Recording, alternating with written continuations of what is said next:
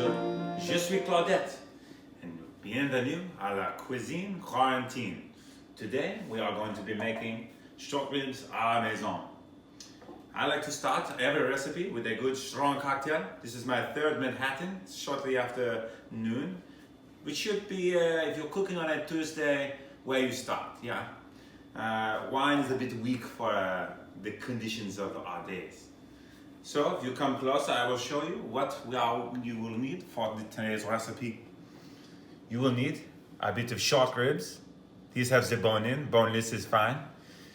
Celery, carrots, garlic, onion, salt, pepper, bay leaf, butter, thyme, and a beef stock. This right here is Jacques. He is an old friend here for moral support. Also, in the event of looters, I can use him as a bludgeoning device to keep them at bay, which is nice. A bit of a security system in these uncertain and trying times. Alright, so first we need to make sure our knife is very sharp. This is a horn, this is a knife. We will just run it past a few times. I like to think of my ex-boyfriend Jacques, who said he was leaving just to get milk several years ago.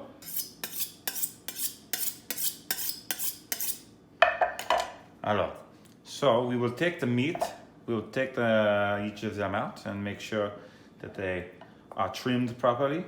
I sharpen my knife in case I have to take a little bit off here and there, but mostly, pardonnez-moi. C'est bon. And now, this looks pretty clean to me. I've done a good job. I'm going to salt them. The way that I always look at it is that you want to make sure that they have enough salt on them, that they look like, what is the things you Americans always eat? Donuts with sugars on it, yeah. You're going to salt on all four sides because you're going to eat a three-dimensional object. It is not, there's no point in only doing two of the dimensions. Silly English big dogs.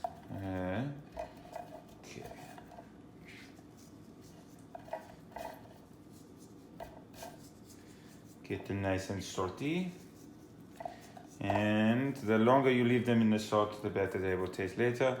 Now they are good. I put them back in the bowl, and away we go. All right, now that the meat is properly seasoned and resting, we are going to make a mirepoix. A mirepoix is a very simple beginning to most French cooking. It's celery, onion, and carrot in equal parts that we will now dice. Again, I like to think of my ex-boyfriend as I chop this. It helps with speed and a bit of fortitude. I use this word correct? Fortitude? Okay. You want to eliminate the leafy parts, they are more bitter, and then you just take them off and discard them. You can use them later for vegetable stock if you so desire, but you just do a little chop chop chop, give them a haircut, and away we go. Okay, so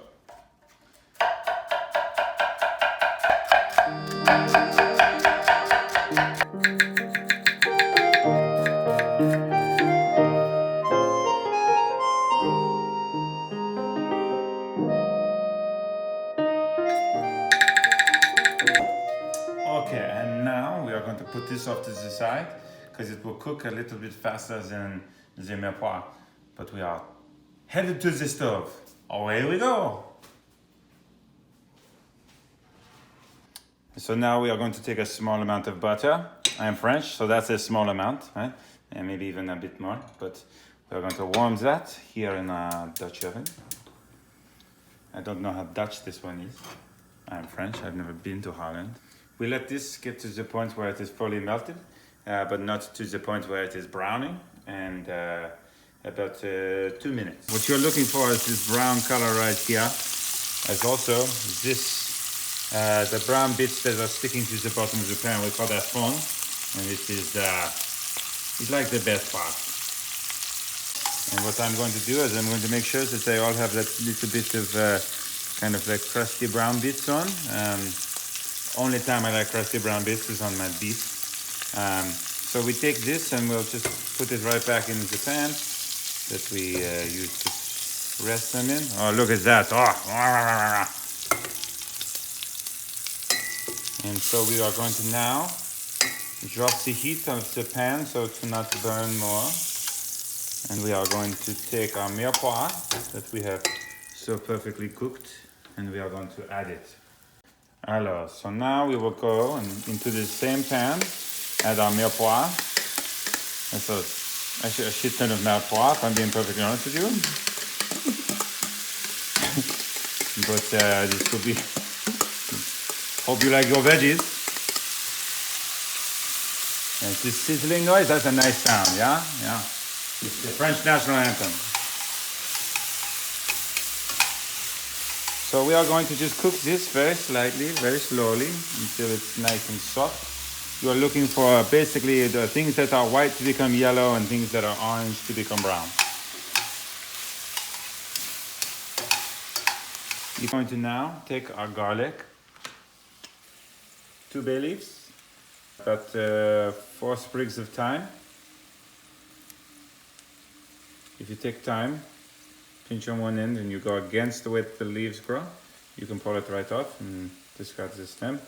This will just make things better. The stems have a bit of bitterness to them.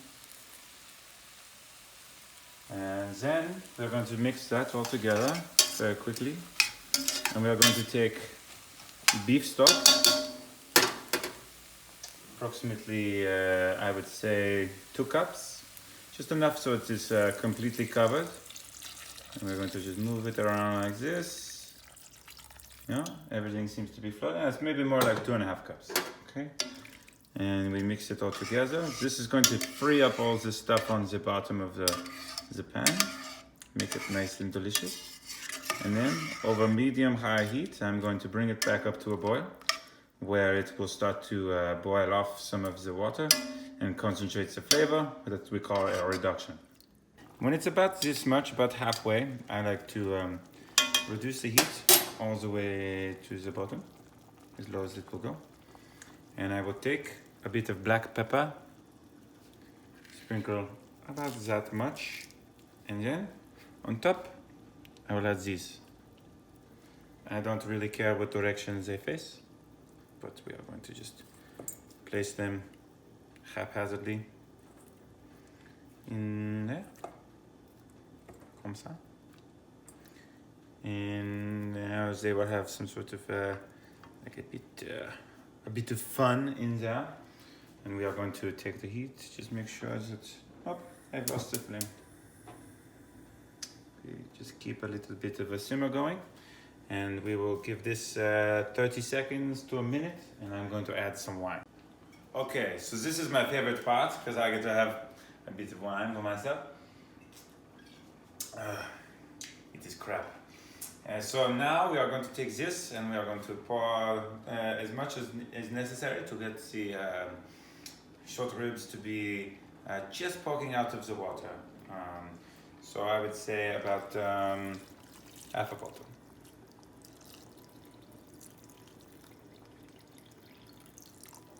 Au revoir.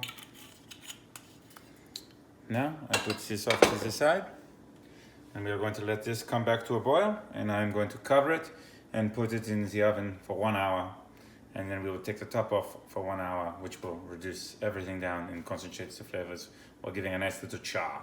It's my favorite part because now everything smells so good. I've had a bit of wine, I've had 4 or 5 cocktails. I'm going to make some probably bad decisions in the next hour as this cooks. Call some ex-boyfriends, Jean-Claude, Jean-Pierre, Jean-Pablo, and Kyle. This is, it's a time for celebration, but also maybe good to hide your phone.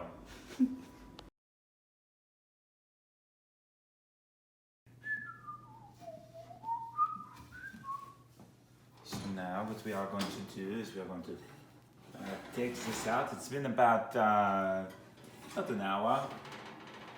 We take this and I can hear it bubbling. We take the top off, like you are at the beach. You see it continues to bubble like this, and we're going to just give it a bit of a little swirl. And that's nice. And then we put it back in with the no top on. And we will check on it in about half an hour. We haven't used any salt yet to this point because it's going to reduce. And that's very important because otherwise it's going to be too salty when you concentrate everything. And you'll have to throw it away and move to a different country and change your name and, you know, get plastic surgery and stuff. We'll see it in an hour. Away we go.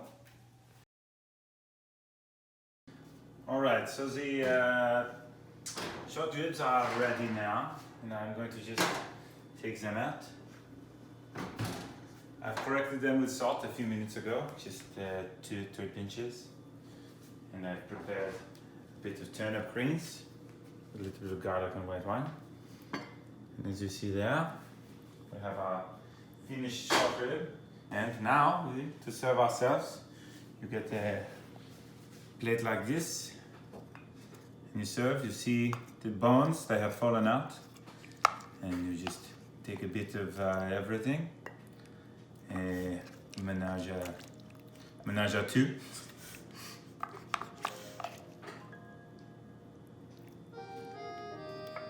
And a bit of this.